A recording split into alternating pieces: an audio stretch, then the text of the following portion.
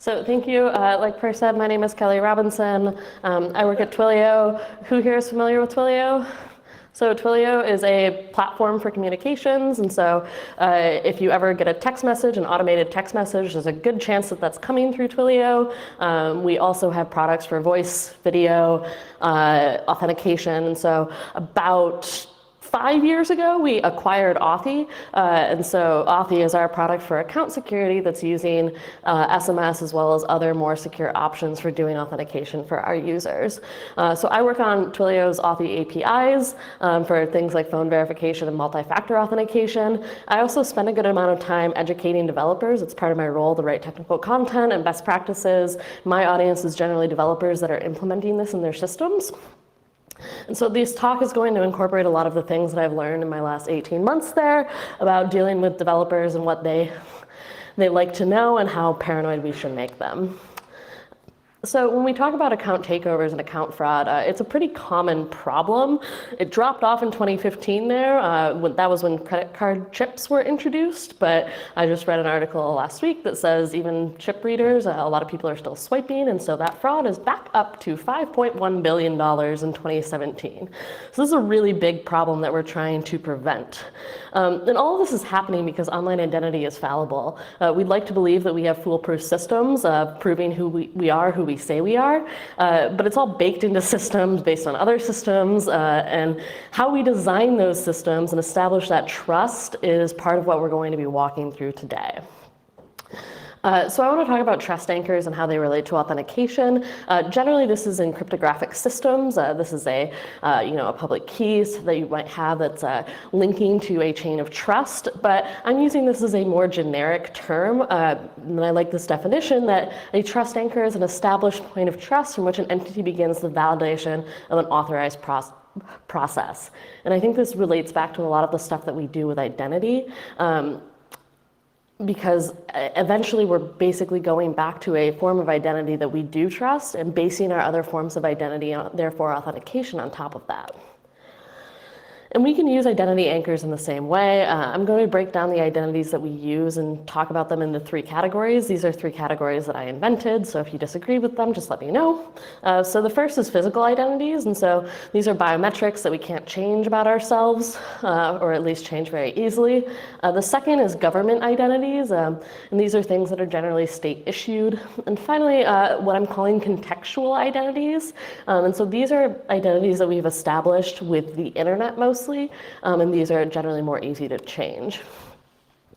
So if you're verifying identity with a trusted contact, with someone that you know, you're probably doing that with one of your physical identities. If you go, into a store and the shop owner and you've been there before, they're verifying because they say, I know that person. This is how your parents know who you are. And a lot of the stuff that we do comes back to kind of this physical identity. And so this is a lot of times the trust anchor that we have for identification systems. This is a very trustworthy form of identity management. Being able to say that I recognize that person is very valuable.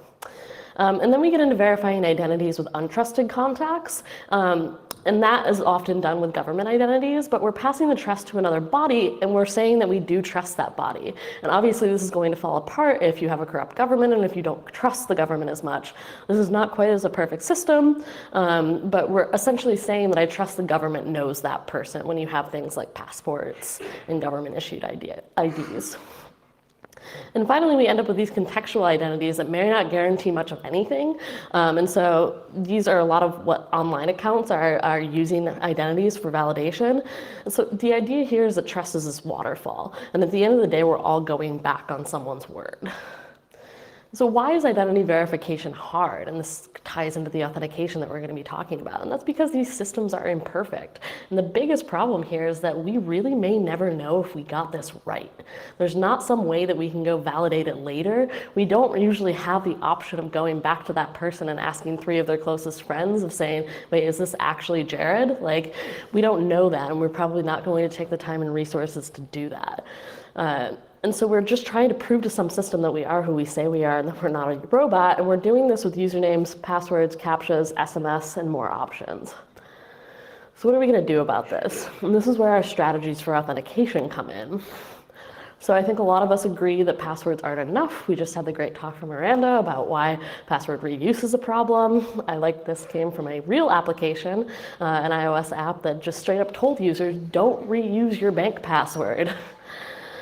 But this came out from Troy Hunt last week. That's, password insert thing here is gonna kill passwords. No, it's not. Like, passwords aren't really going anywhere. We've all seen per shirt today.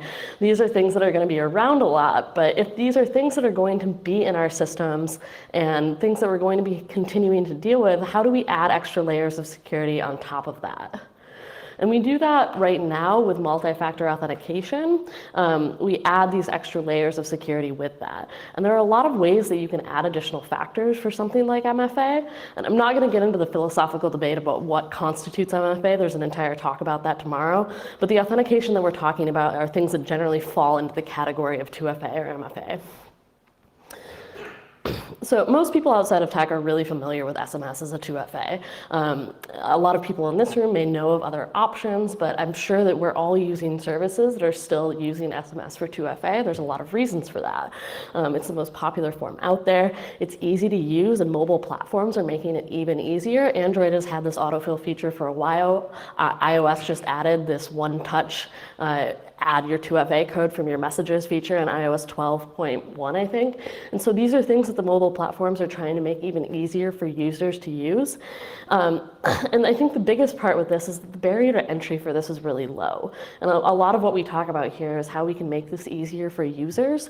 And one of the reasons that people love using SMS, and when we talk to potential clients, a lot of times they only want to use SMS because they don't want to make their users download an app. They have a lot of users that might not have smartphones, or they, just want to make sure that people will turn on 2FA, and this is generally the lowest barrier to entry form of 2FA that people have. And so many people have a cell phone that can accept text messages now, and this is one of the only methods that doesn't really require any setup. So I really struggled to get more acronyms on this page, but I think I did pretty well. This just cut out? Okay. So there's a lot of reasons that we talk about using SMS for 2FA and MFA and why it's bad. And so SS7 vulnerabilities, who's familiar with this? So a couple of people, what this basically does is oversimplified explanation here, but there are telephony carriers are on very antiquated systems of trust. And so I'm in Sweden right now, my telephone carrier is in the US. When I travel to Sweden, the Swedish carrier here says, hey, Kelley's over here, send her text messages through our carrier because she's in Sweden and you don't have coverage here.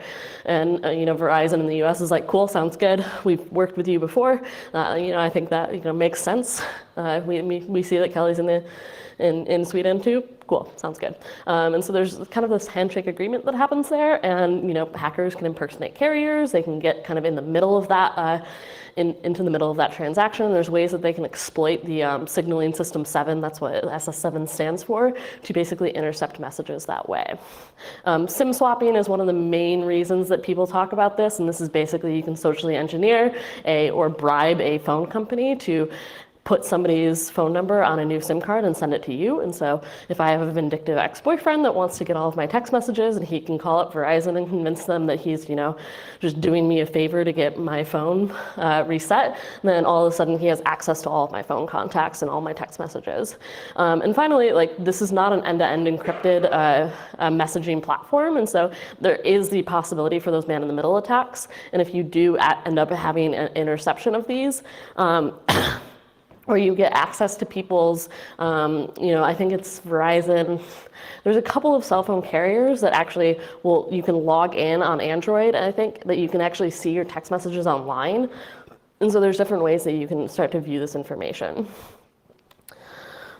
But one of the things that I like to remind people is that SMS 2FA is still better than no 2FA. And I think this is something that a lot of people, we as security researchers don't mind spending extra time on this, but the average user out there doesn't care about SS7 vulnerabilities. They're not thinking about this. And the more that we try to scare people with this stuff, the more they're just going to start to tune us out. And this is, you start to have to think about where this advice becomes relevant to certain people. Obviously, like high profile individuals. Like, I don't think that we want Barack Obama using 2FA via SMS for his email account. Like, that's probably someone that we want to encourage to have more security. But he knows he's a target. And so there's people that know that they have to take the extra measures, but to the average person, this is not something that we're always going to be needing to worry about. So this paper is really great. It talks about the rational rejection of security advice by users. And it has a lot of these really good reasons that people and the average users just reject security advice. And I really like this quote. So if we're not going to be using SMS for 2FA, there are a lot of other options that we can start to encourage people to use. And I do want to, I like to encourage people to use these. I mean, Twilio's main business is SMS, but I spend most of my time telling people to use other things.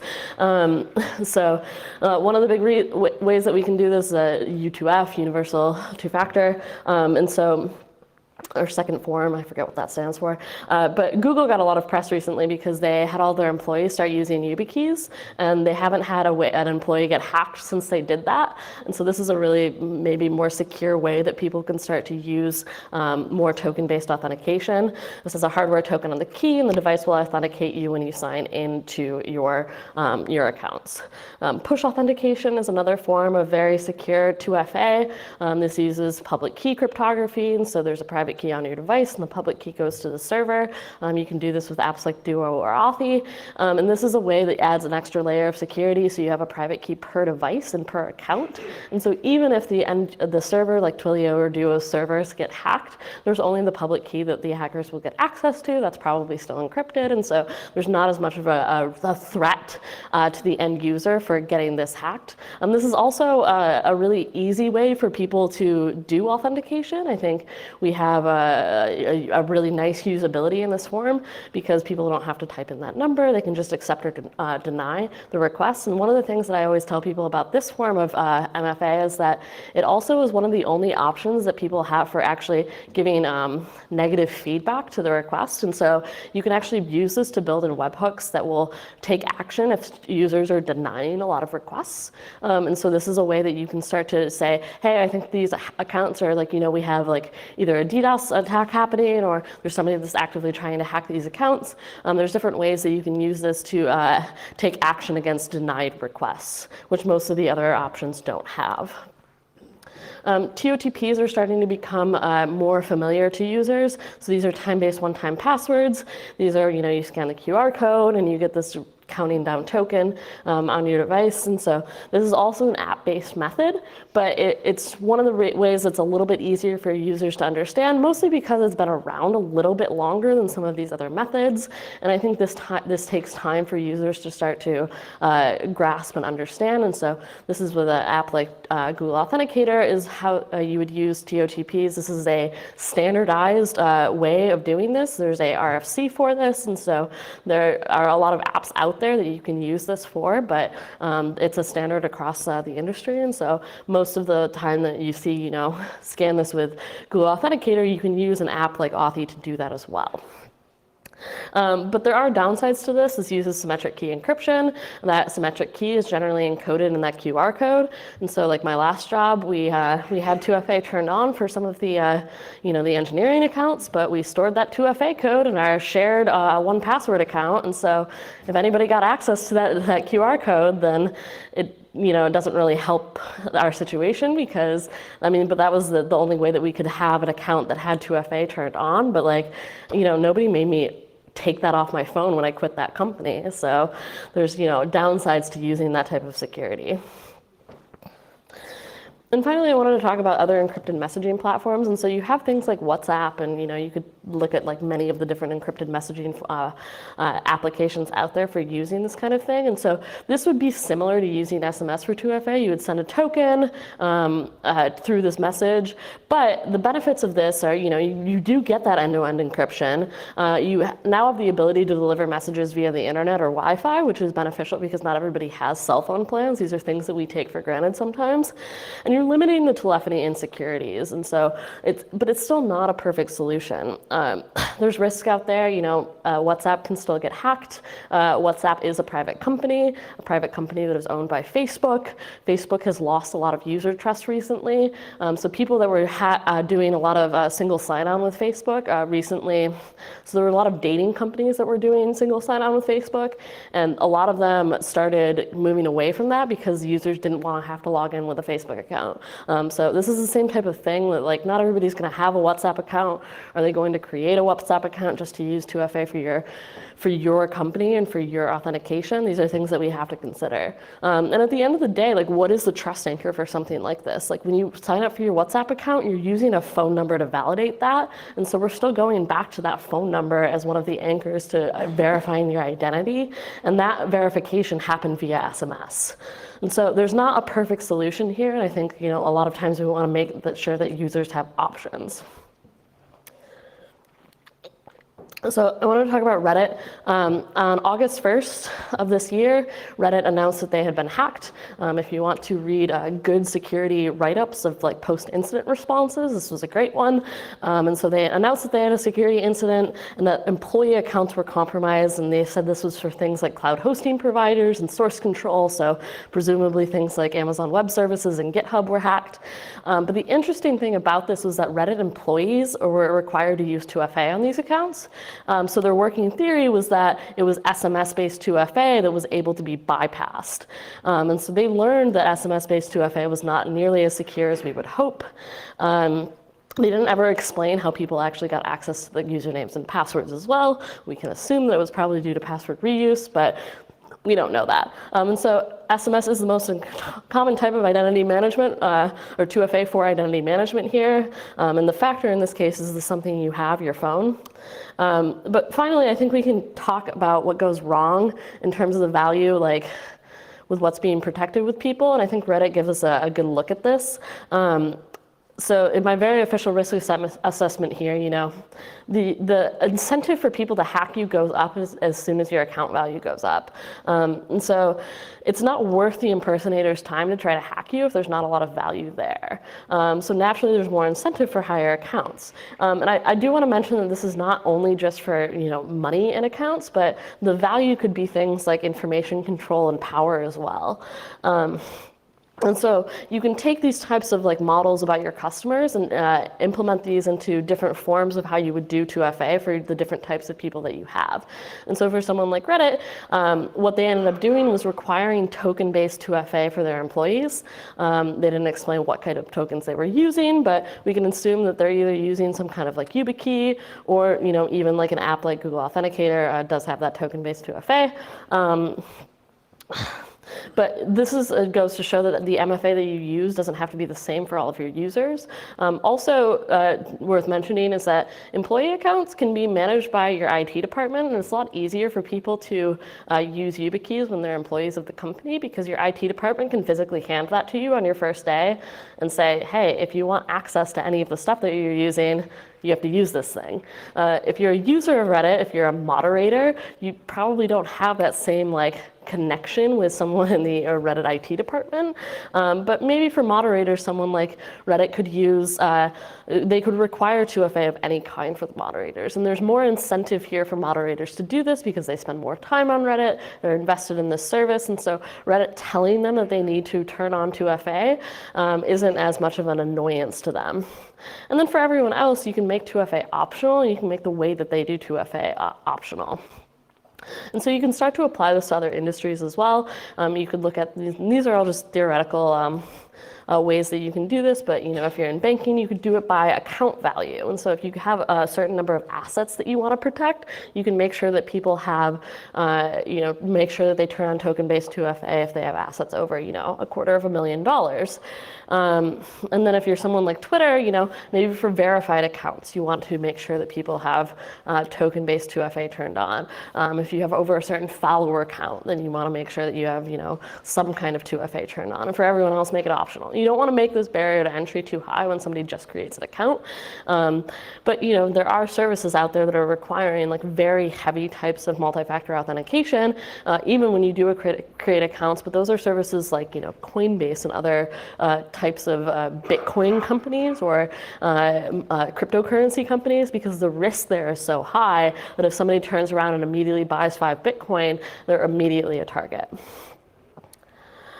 But I wanted to talk about like a specific example when it comes to authentication and how we can start to use methods beyond SMS for doing this type of stuff. And so there's a known weak point that I think when it comes to authentication that we don't always talk about, which is authentication via contact centers or over the phone authentication.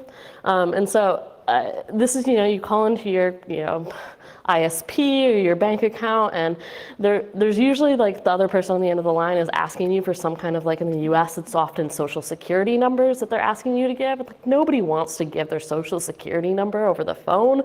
You don't want to have to be giving like all of these things like your date of birth, your national ID number. Like there's a lot of things that people are asking for that are actually identifiers and not authenticators. And so Patrick McKenzie works at Stripe, which is a payments API company.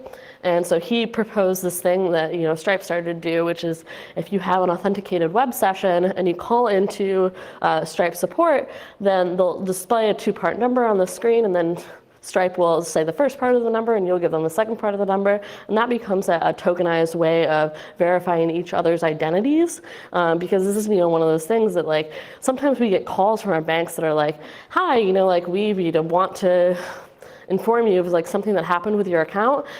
Can you verify your identity by giving me your date of birth and your social security number? And it's like, wait, how do I even know this is my bank? Like, phone number spoofing is totally possible. Like, you don't want to have to trust that the person calling you is who they say they are. And so this is another thing that Twilio is currently working on. So on the left is the contact center. So this would be the call center agent view. And on the right would be the end user's application. Again, this does require that the user has an app installed. You can use this via some kind of SDK built into your own app if you wanted. But this is another way that like if the end user is getting the request from the call center agent saying like, hey, I'm going to verify your identity, and then you get that request, which helps verify that they are who they say they are because you have some kind of account already set up with them. And then you can also verify that you are who you say you are by authenticating this request. And so I think with a lot of this stuff, like if you want to start implementing these types of solutions, and if you want to start looking at what the solutions that are right for you are, even beyond SMS, you want to be measuring that effectiveness. And this is obviously going to be easier if you have these metrics before you even started, but you want to track this. And so these are some of the things that I recommend people look at when they start to try to like implement these solutions. And so you want to make sure that your losses due to account takeover are actually going down. If you start requiring that everybody uses token-based 2FA and you're not actually mitigating any of your losses, but your support costs relative to your losses are going way up, this is probably not even worth it for you. And so this is one of those things that you want to be able to measure these things and the effectiveness on your business to understand that if this is having like a marketed effect on the amount of money that your customers are losing, the amount of time that they're investing into doing this. Maybe you want to look at the total number of compromised account. I mentioned the support cost. You might not care if your support costs go up. If you're someone like Coinbase, you probably are expecting your support costs to go up once you have all these like very complicated account recovery processes. But you want to make sure that that's worth it in the end. And also you want to be keeping track of customer satisfaction, because if you're having too many customers that are pissed off by the processes that you're implementing, if you're requiring multi-factor authentication and you don't have customers that are happy about that, then you want to be tracking that as well. So I think as security people, it's really easy to get depressed about this stuff, but remember that we're dealing with this every day. This is literally our livelihood, and so often it's worth it for us to, be thinking about this because it eases our minds. But we want to make sure that we're not putting that same type of burden on our end users. We are the paranoid people, and we're not thinking about prioritizing these different things. We're doing it all. So it's our job to instill that right amount of paranoia into the developers that are implementing these systems and into the end users that are doing this type of things, making it as easy for them at the end of the day. And finally, try to avoid victim blaming. Instead, use some of the tools that we talked about and we discussed to make it easier for your customers to have good security hygiene. I hope I've given you some information for how to think about your authentication. Email me or tweet at me after this if you have any questions. Talking is very painful for me right now, so I'm going to avoid taking questions live because I need to stop, but thank you for listening.